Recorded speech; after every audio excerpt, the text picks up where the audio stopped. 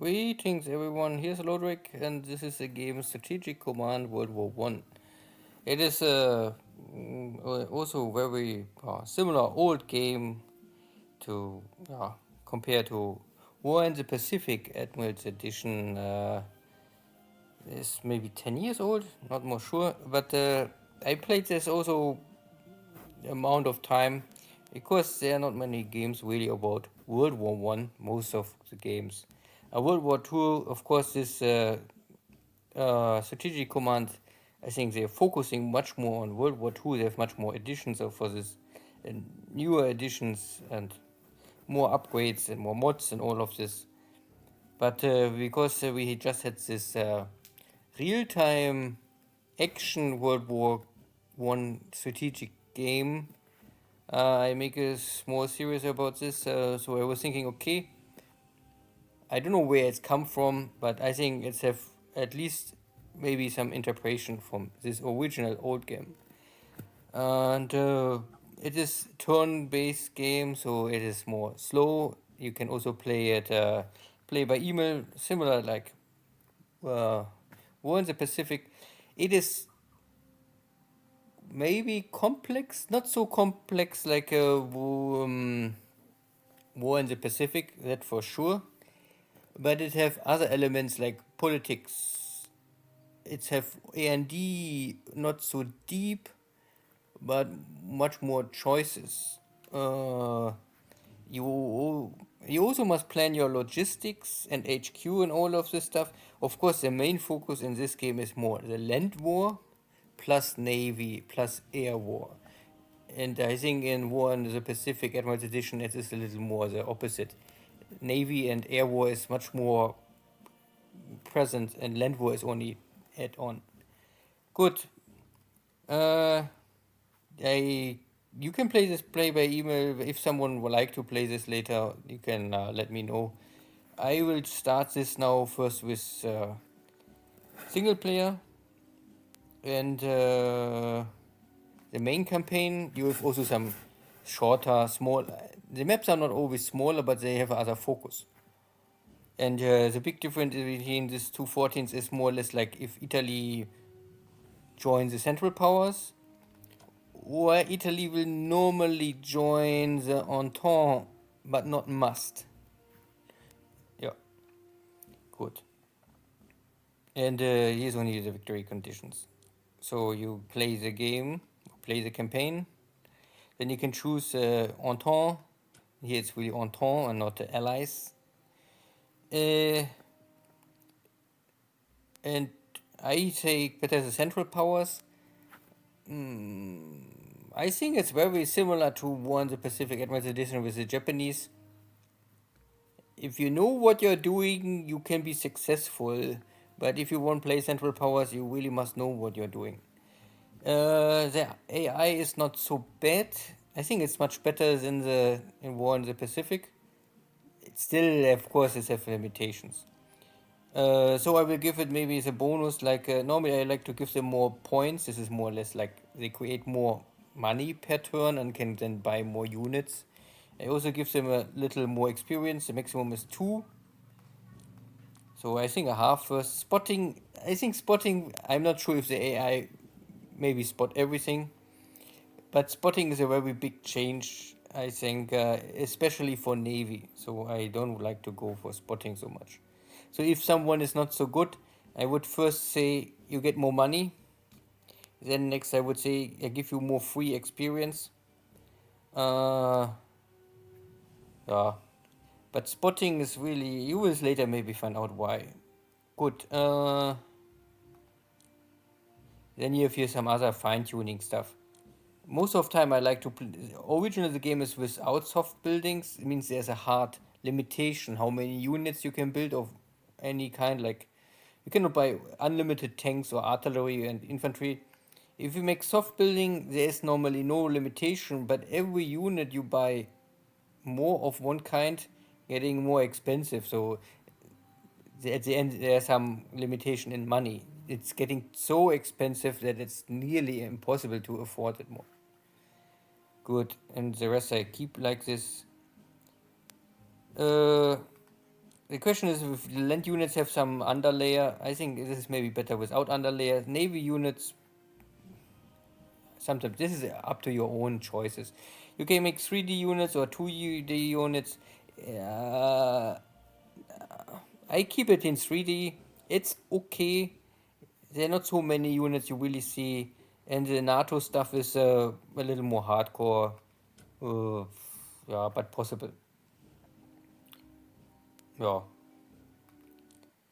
There's not much more really here to do at the beginning. Not so many options like working per torpedoes or blah blah blah and A&D yes or no blah blah. Blah. There is options, but uh, I think most player use this. The Central Powers have a pre-war phase, or the Entente don't have this. So this is now more or less the last hours before of the war, and I have here some units I can deploy, and this is more or less the Schwerpunkt where I can reinforce my units or where I want to send additional units. I have here one HQ. Uh, Here's also the mini map. The HQ, this is the Western Front, Switzerland, French, Germany, and here is the East Front. This is East Prussia and Poland, but of course in this time it was Russia. And here's Austria, Hungary.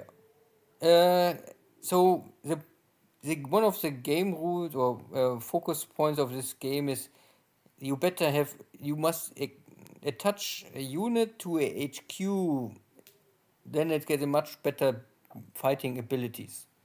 A unit without HQ support on its own is a little, like say it can hold the line but nothing really more. It will never really perform well in attack, and the defense is also not so great. And units also sharing experience. If a unit HQ is connected to a unit and a unit is fighting, the unit gets XP, experience points, but also the adjusted HQ.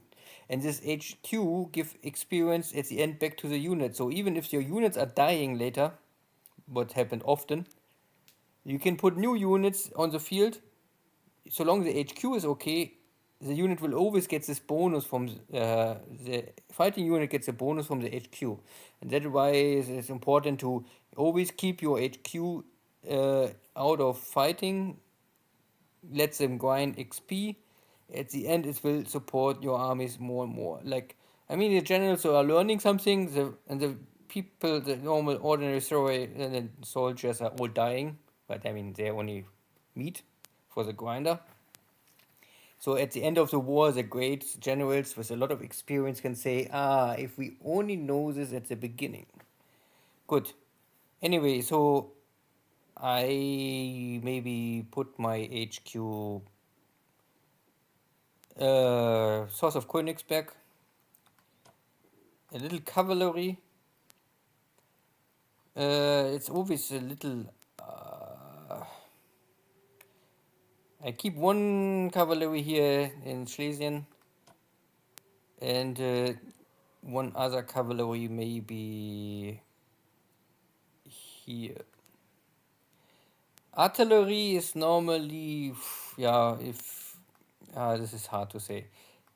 It is a support unit. It's normally weakens the enemy morale, and later on it can also really kill units. At the beginning of the war, it is not so strong. Good, then 2 units. I send them better for the west front. I need here a little more punching power. Good. But again, where you want to put your units is always up to you. But you only get German units, not Austrian units. So, this is now the beginning of the war. The war starts all with Serbia. Yeah, everyone knows maybe this with the crown prince gets killed by the Serbia guy inside Bosnia. Bosnia was part of Austria, and naja, at the end, everyone was looking or searching for an excuse to go to war. The French, the British, the Russian, everyone at the end want normally war, because yeah, they had all these arms for so many years, and everyone was thinking a war is like adventure. I think they not really care so much. I mean, everyone was thinking the other guy is dying, and the war is only 2 3 weeks. So even if something bad happens, nah, yeah, then okay, it's soon over. But this not happened. So you have the option more or less. If you don't attack Belgium, then the UK will not enter the war. So far, UK is not part of the war. Only Serbia, Montenegro, uh, Austria, Germany, and France. Italy is not in the war. America is not in the war. England is not in the war. And Turkey, Ottomans are also not in the war. But if you attack Belgium or some other neutral units, then you will get trouble. It is also important to keep the Netherlands out of the war. So don't bother them, don't attack them, because they more or less give you free stuff. Because they are all your relatives. Good. This was only some information at the beginning. So the number one choice is you attack immediately Belgium, or you say, okay, I can. You can only delay the enter of British and the UK. I think maximum 5 turns. I think this is I think the maximum. I think normally it's more like 3 days, 3 turns. But sooner or later the UK will simply find an excuse to say, we must save the British and blah blah blah blah blah blah blah blah. Blah. There's normally no reason. Germany never attack us, but we are friends with the British, blah blah blah, and so on.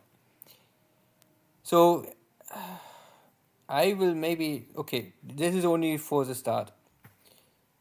The next or the number what is makes it a little complicated is on, but you must follow this simply is you have your HQs, and then you can see where it can walk, and then you can see also the highlighted units are connected.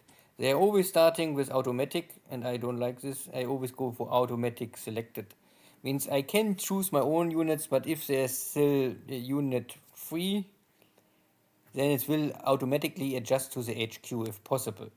HQ have only a limited number of units it can support. Good. So I will first detach this unit because I think this HQ is more or less for the source. Here's the other, you can also detach them first. So I detach first. Then they're getting blue, so these are units, they have no HQ. And then I can adjust or attach them again. Here the same. You normally do this. You don't must do so often, but at the beginning of the war, I like to do it only to make sure that the units are not to have too much distance, because HQ only have a maximum distance it can control a unit. If a unit walks too far away, then it loses the HQ bonus. So this is the maximum this HQ can support. This is a HQ of ranking 7. I think between 1 and 9. 9 is the maximum, 1 is the minimum. This one is a 6 HQ, and this one is only a 5 HQ. So then I can give maybe the and connect to this guys, and then it's done. This can only handle a little less. This guy have still some slots free, so take it. Good. And this guy,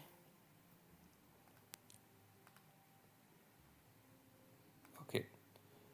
I think this is the range. If you click again, then I think this is the maximum range. It's not small, but I think 1, 2, 3, 4, 5, 6 hexes. This is the distance I think the unit or must stay in range that it gets a bonus. Good. The French are here. This is not so complicated, and you have all the time you want. You can always go over a unit and see how is the casualties. These are the casualties numbers. So like both units will use 2 hit points, and here I would maybe use 1 hit point, but they are not. This is only a pre-calculation. no one say this is true and must happen. There's always, of course, like in most games, a little luck in this game. Uh, but this is most important, that you first make sure that your unit is connected to a unit for offense and defense. If you have a unit as a front line and have no support from the HQ, it is very easy kill. So you must make sure that this is done.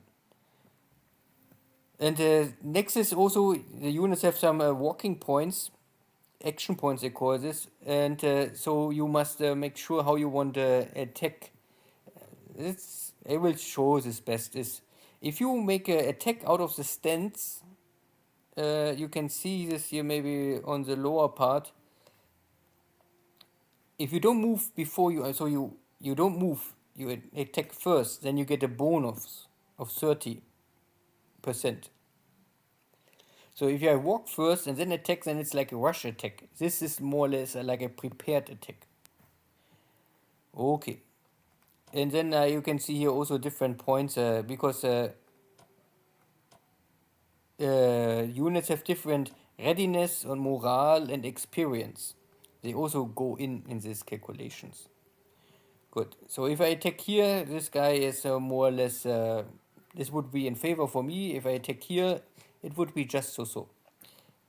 But as a defender, the French guys, they also have a ground cover. It's on here on the right side normally. Wait, I can, yeah, here. Here you can see the ground cover. Every attack will normally destroy a ground cover if you make at least 1 damage to the unit, I think. So if I first destroy this unit's ground cover, I can later inflict more damage. So this is now the big question. So I have the question if I maybe walk from the rear here and then attack. Then I can destroy maybe the cover. Or I attack here first. I choose here. I think I don't must talk so much. I think I simply do it. Then let's see. So I attack. This was now not in my favor. Okay, not so good. But now, because the ground cover is blown up, I can create here much more damage on the enemy. So I will do this.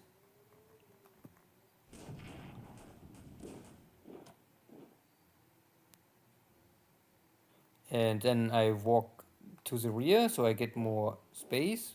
Oh, one moment. Wait.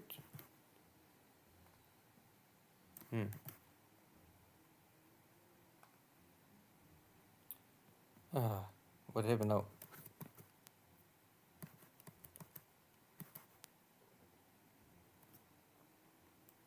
I normally want to check something.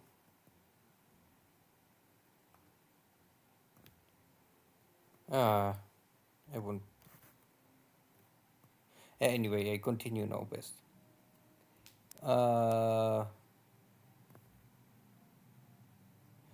Good. So the French unit was forced to retreat. That is now in my favor. So I could maybe now bring this guy in front. Because this is now more or less broken morale. I could also attack now here directly. Maybe I do this. I better come from the front line. Attack. Only little losses for me. Problem is now that this unit is cannot walk more out. Okay, yeah. I could now walk here.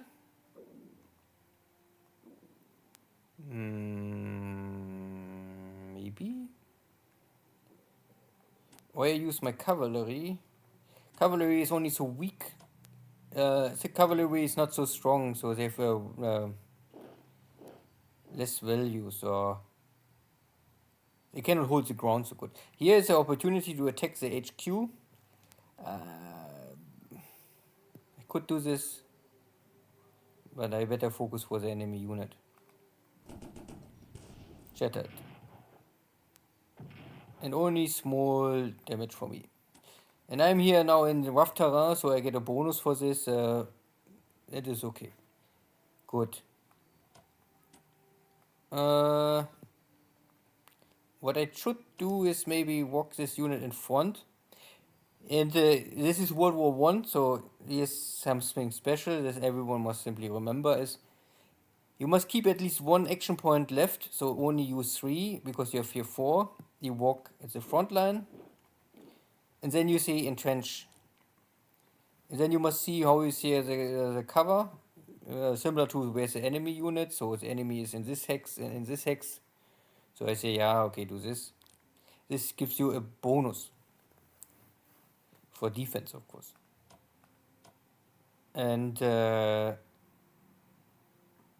same here. I don't. Oh, this unit I already had. Shit.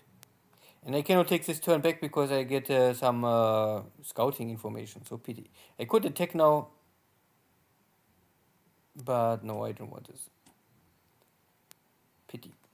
Because I don't want to attack. Make no sense. You must always have a multi attack normally on the unit to really create a lot of damage, not only take once.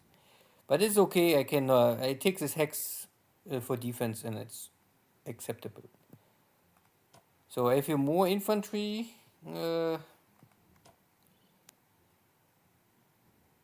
Walking 4, walking 4.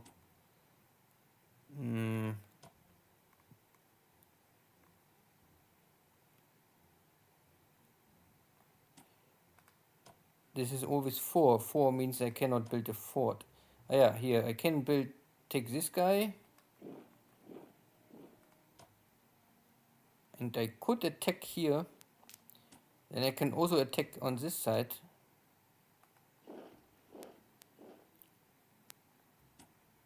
And then I can still fall back. Okay. So I have here now one action point. So I better attack here first. I attack here first. 3, 2. Then I can fall back. Then I can use maybe my cavalry. Attack. It's only cavalry, so they're not so strong in attack. 2. I lost 4. Oh, not so good. But I get here some. You can always use normally cavalry for scouting, so I go here. I take Luxembourg at the same time. Now I have here still one unit more. Attack here. 3 to 3. Okay. Now I hope. This guy can still go. So this guy go in. And the next French corps is destroyed. And no losses for me. But I cannot entrench because I make already attack. I think you cannot attack and entrench at the same time. But I can more or less move away from the enemy. And oh, I really don't have any infantry guy. Okay. I have no infantry guys ready for entrenching. But what I can do is more or less use the cavalry. Move here in and then entrench. This will maybe work. We will see. So after so many movements, I will bring in the HQ a little more at the front line. This guy can also try to come closer. Move here in. If I move here now, then I have a problem with the enemy could attack me. A little risky. But I try. This is Verdun. So this is normally the center point of all of this battle. So the Germans always come here normally north of Verdun. They don't here. It was only it's 1914. Some battles later, not more much. So normally, I think 90% of the big battles are coming all around this area. Here is Ypres. Good. I bring some more infantry to the front line, so maybe next turn I can take Belgium, because now I'm a little far away still. Uh,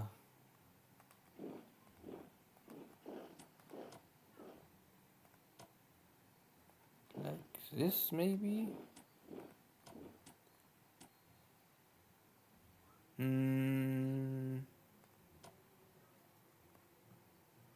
Maybe here one more. Yeah, fine, fine. Good. I cannot attack because I want to keep Belgium out of the war for one more turn. It's August already, so it's already summer, high summer. So you don't have really so much time if you want rush, but it's nearly impossible to take Paris at 1914. So even if you attack Belgium. So, but this is normally the my first turn. It's not declaration against Belgium, so the UK cannot attack me. I take 2 French corps out of the war. I suffer maybe at the end higher casualties on my own, but I can destroy the 2 corps. They're not more here on the map.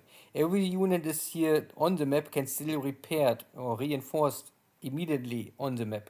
Everything what is destroyed must rebuild, and this need more time. Good.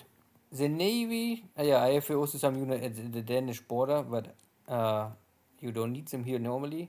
If you make double click on it, you can have a forced march, so you can walk double distance, but you can do nothing else.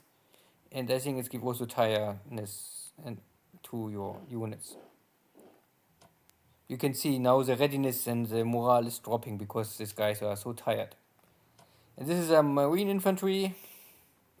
They're for amphibious assault, or you can use them for block unit. They're not for attacking, only for blocking. This game have more or less submarines, destroyers, battleships, battle cruisers. This is a cruiser, an armored cruiser, light cruiser. So there is some equipment you can get here, and also there's more stuff later. Good. The East Front. The Russians have, of course, the numbers, so I don't really want to try here too much. I only make sure that here's right units are connected. So first I take out the air wing. I don't need the air wing. I also don't need this one, but I need this one. Must be attached. I think this is more important. Okay. If I have a slot free, then I can do it, of course. No slot more free. So first, entrenchment. These units are not at high power, so I could also reinforce them. No, I don't have money. At the beginning of the turn, you don't have money. Okay, so I cannot reinforce now. So I can only entrench. And this is, I think, so far I know have no impact. You can have 1, 2, or 3. It doesn't matter. You can turn it around. So entrenchment.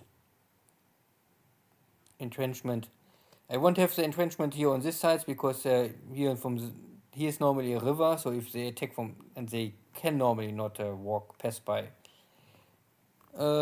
I use also the river. River have additional defense value, so I more or less give up this small village. You can also see how this impact. This village have more or less give the owner, me, 2 money per turn. And it also have a value of 12 morale points. So if I control it, I don't lose anything. If the enemy control it, I lose more or less 12 morale points.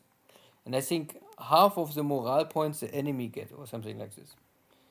Good, so I will entrench these units here. I could do it like this. So they have a cover from all of the sides. Johannesburg is more or less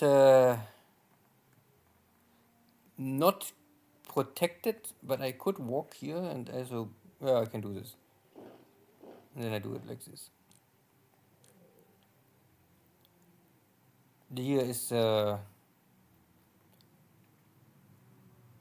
small support detachment.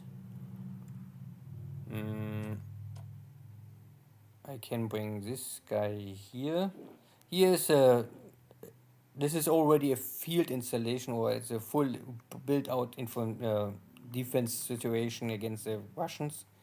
So I don't must build anything. But I can make this. Zack.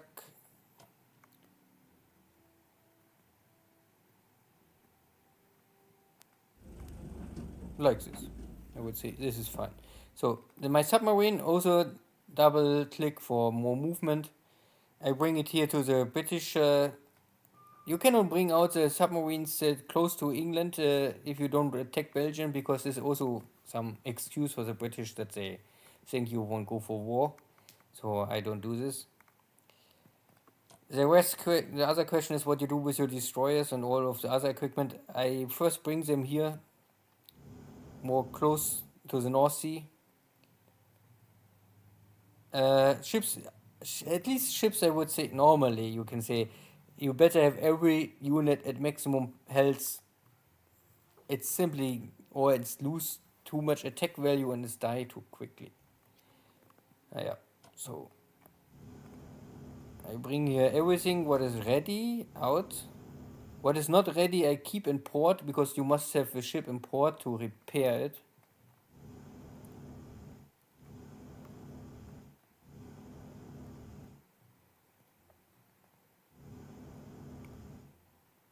This guy also can walk.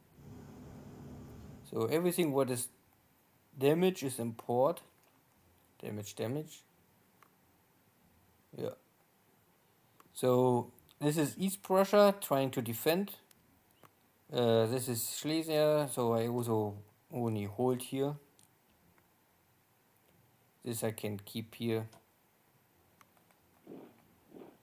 Entrench. Using the river for additional bonus. These units have already here entrenchment. I think maybe like this. The air wing is a. These are recon bombers, so they are really. But main purpose is recon. They can also attack, but the damage they do is very small. So this is, I think, everything for the Germans. So then, but you play also the Austrians and later the Ottomans if they enter the war. So far, they do not take part of this. So the Ottomans, the Austrians, they have a big question of how I take out, or how you take out Serbia, because Serbia is so very stubborn. And the Austrians are normally, the problem is that they don't prepare anything for this war. They only want play and they don't know how to go to war.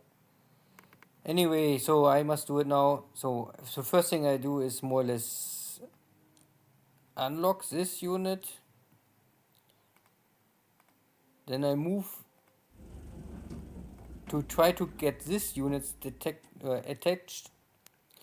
And here's Belgrade. Belgrade is normally the big question, how you take Belgrade, because you must take normally Belgrade as soon as possible to push back the Serbian people.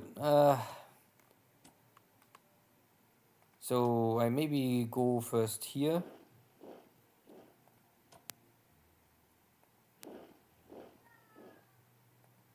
It is also important that you first, so you can see I walk in, then I always get some scout information. This is spotting. Because if you run in an enemy you don't spot before, then there's a surprise attack from the enemy. So this will always let you suffer. So you lost your turn because you have already a battle and you have double casualties more or less like this. So big question is how to take on Belgrade. It's not easy. There's normally no good solution. You can only try and see if it's successful. So I attack first here. Yeah. And then I already see it's not working.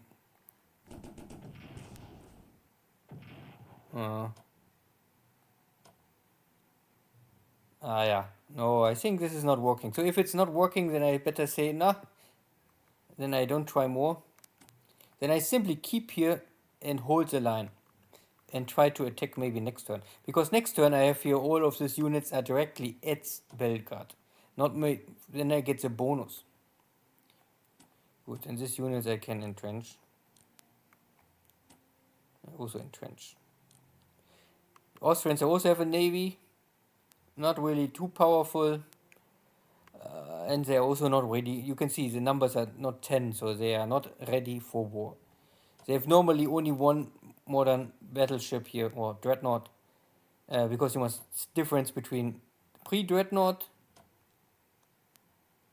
Yeah, they don't call it battleship more. I think before they called it battleship, but now they call it pre-dreadnought and dreadnought. Yeah. So I send my sub back to port, and maybe I can fix it. And this I also send to port. So there is not much. Yeah, and here's of course this is a Russian front. This is much more. This is where Austria must be successful in attacking, and this is more or less the border to Russia is where the Austrians must be successful in delaying the Russians. Not really win, but delay if possible. Not easy, but let's see. So first, I must find a spot where I can stay and rebuild my defense. Here's the oil. This is the most important. I mean, not really most important, but it is important. But you can see I cannot walk and build defense. I have only one unit, one's the cavalry. The cavalry is only so weak. Hmm.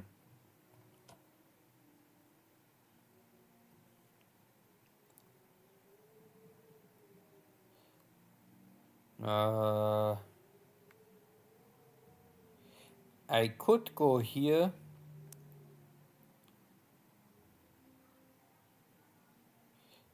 It's really... So I go here, make an entrenchment. I use the cavalry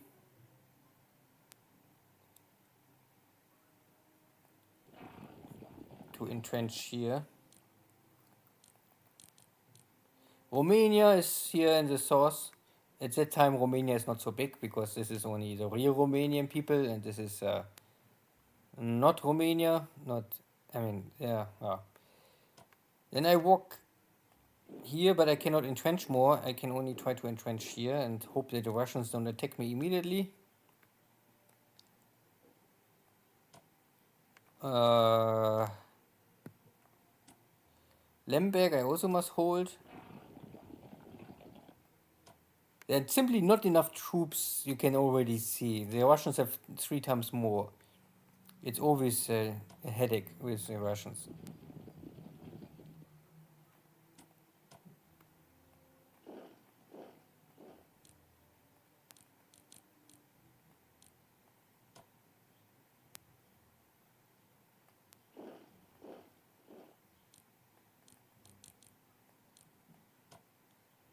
Maybe like this.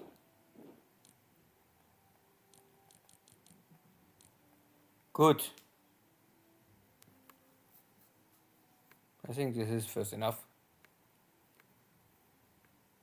Every unit is moved around. Yeah, you have here some smaller units, but it makes no sense to really move them around because later you need them if you must block the Italies. The war map.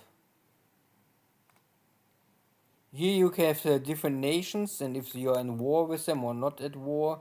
If you want to declare war with them, you can do this here also. And here's the convoy map. Here you can see how supplies are moving. So this Swedish people, they send 30 points at the summertime to Germany. From Norway you get some points.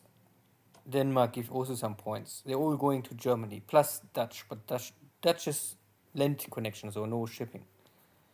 And then you can also see that Canada is supplying UK, Egypt, Lebanon go to Italy, Algeria go to France. No, don't ask me why this they say always UK, UK, and here they say Marseille. Of course, Marseille is part of France, so yeah, this is only small stuff. Um, what else? Here is normally you can buy here more equipment, but now I don't have money, so I will maybe wait. I have money, and then you can see here also how good is the leaders, and you can see already the Australian. There is no good leader for the Austrians. You can see it's all 3, 4, 5. If you go to the Germans, you have Hindenburg 8, Gutierrez 8, and it's simply higher level. Even the Ottomans have Pasha, Kamel Pasha, and the German guy Sanders. And you can also see here more or less units under production already paid. This is coming and the date it's coming, and the Germans are getting much more equipment, of course. They are prepared for a war, not like other nations. And you can also have your diplomacy. You can invest more or less points for buying gifts for the nation, and then after some time, maybe they accept this gift, and then they are more happy. So I could more or less put here a lot of money if I had no money. I don't have money, in good relation with UK, and maybe delay this also that they enter the war. But I think it's not really possible. And how is the stance? So you can say Sweden is in favor for Germany and others, so on. And research is normally also very important in this game. You have your different topics. In there you can invest money, and then after some time you can get this boost, and then you get some bonus. But all of this needs money, and I don't have money, so I cannot do anything. Good. I think this is first all. This is a big map. You can check again. Yeah, I forgot. You can also move the Turkish units. I maybe call this guy back. This is a blocking unit. Yeah, I need some blocking units somewhere else. So I call this guy's back.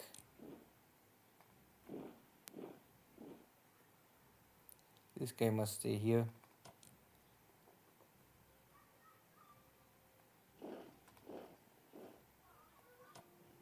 The Turkish have nearly nothing, so you don't want to really expect it too much. Yeah, here's one unit. But I like, this is of course up to how you play this game, and what you can, the Russians will fight here in the Caucasus. Then you have your British Mesopotamian and Syria, Lebanon, and all of this, Israel, or at that time Palestina, is all under control of the Ottomans. But then here's the British in Egypt, and the British will also control Kuwait.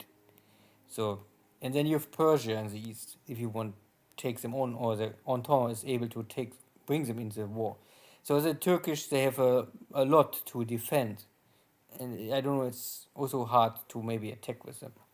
Good. I think I talk enough. I maybe make simply now the turn and see what happens.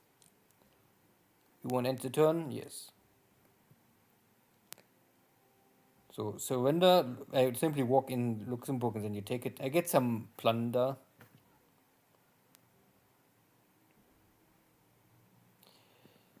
Now you have the choices. Often in this game they have a lot of choices and events. So there's this German battle cruisers and the light cruiser. Then you have always, if you are not sure, you can check the map. You can also read the note. The note is most important. And then sometimes it's like here, they say, you must say yes because everything else is stupid. Yeah, I give more or less the ships for the Ottomans, and then the Ottomans are happy because they get free ships.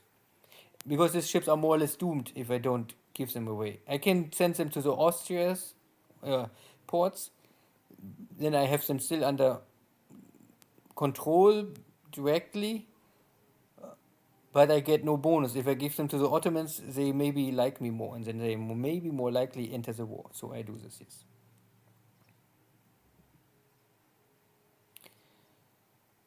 This is the next, is more or less, you want to deploy your backup army is sending to Serbia, or this is normally the army for Serbia, the additional forces. You really want to send them to Serbia, or you better send them to Russia, to the Russian front, because you realize the Russians are much stronger than we believed before. But if you do send them to Serbia, you get them directly. If you send them to Russia, you delay everything for one more turn. This is what originally also happened. The Austrians want to send everything to Serbia, and then Germany say, "You're stupid. You must defend your forces. The Russians are coming. If you don't stop the Russians, you lose the war in 2 weeks." Maybe would be a better outcome, maybe at the end. So I will say, yes, I want to net Serbia, because I say I try to hold with the little what I have and try to kick out Serbia out of the war first. So the additional forces, the second Austrian army is deploying here at the border of Serbia. The French increasing their arms production. So they're moving, I think they're getting additional arms production, and they also ask for more support. The Russians also continue creating more units. The Austrian getting some units. And now I get money. So this is the end of my turn. You can see here all the money is coming, but I must pay money for mobilization. But I get also some free money from the Dutch. And Austria get only normal money. And the Ottomans are not really at war, so this is always only the war chest. So of course the country maybe get more money, but spending for whatever. So Turkey is not ready for war, so they don't really spend too much money for this.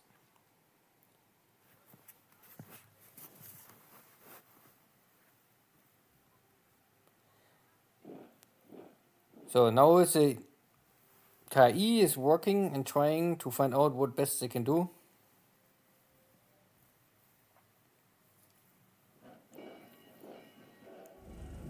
If you hear this bell sound, this means it's a strategic move, more or less movement with rail. Then you can more or less rail your unit wherever you have rails. I think over the distance, I think is nearly doesn't matter, but it costs you money, and the unit is in not a good shape after arriving. It needs one turn to more or less to reorganize. So the Russian attacking here, but my Austrian forces can hold, because I'm digged in and the enemy is attacking me always over the trench line.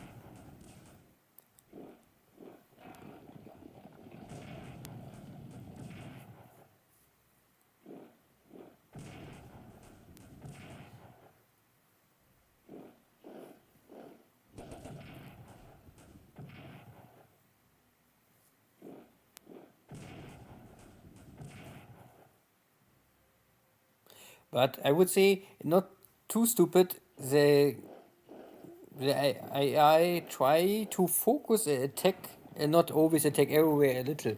The game was coming out, the AI was much more worse. I think it's getting better already.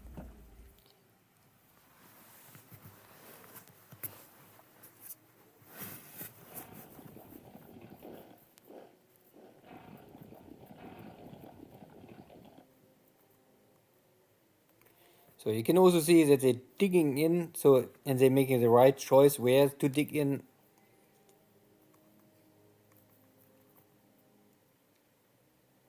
So now we have a lot of refugees, because the Russians are coming, and oh no, our people of course trying to fall.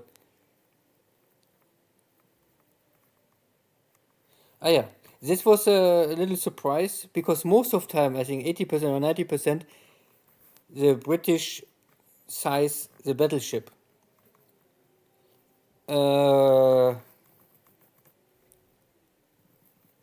Because then the British getting a free battleship. Now they more or less, because there was a Turkish battleship under construction for the Ottomans. But shortly before the ship was ready, The British Navy say, no, we take it because we think it's war and we better take it. Maybe if the war is over, we maybe will give it back to the Ottomans. And then the Ottomans are super angry and blah, blah, blah. But now the British more or less say, okay, Ottomans, it's your ship. We don't want it. So this will normally delay now the entry of the Ottomans on the Central Power side.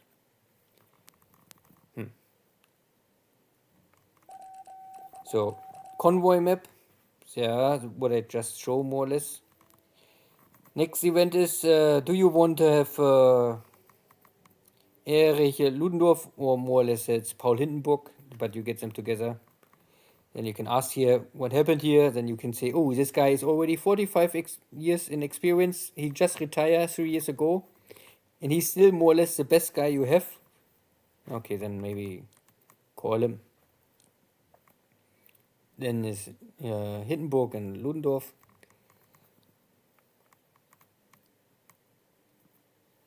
And here is a question, you have these refugees, you want to pay money for keeping them happy. Then you can, I would always say, if you can get morale points for this, then normally always pay yes. Because morale is what, if the morale is similar to the other game I played before with the real-time action, if the morale is coming to 0, then you lost the game. That is the always. If you lose your capitals, I think then you lost the game. But if you have also no morale left, then you also will lose. So, yeah, I pay here the money to get 2,000 points. Yeah, now we are in my turn. So I can go here over, and you can see Austria started with 32,000 points. Now I lost roughly 270. And Germany is still nearly high. And inside this calculation is how many units you're losing. So not only destroyed units, also damage. Damage create more or less morale losses. Losing, if the enemy control a town, I will lose morale points, but the enemy side will get morale points for this. So that is why it's important to control some. For Germany, it is normally important to control here some towns and villages in France, because then you can feed out of this. Because you have later high casualties, and you have so many casualties, and then you won't keep your army at a good morale, or your nation. Then you better have some towns. Oh, okay. Good. I think I keep it like this first, and if someone really like to see this, I can continue uploading this game, and maybe some other person also like to make a play by email with this later on. Okay, see you next time. Take care. Bye bye.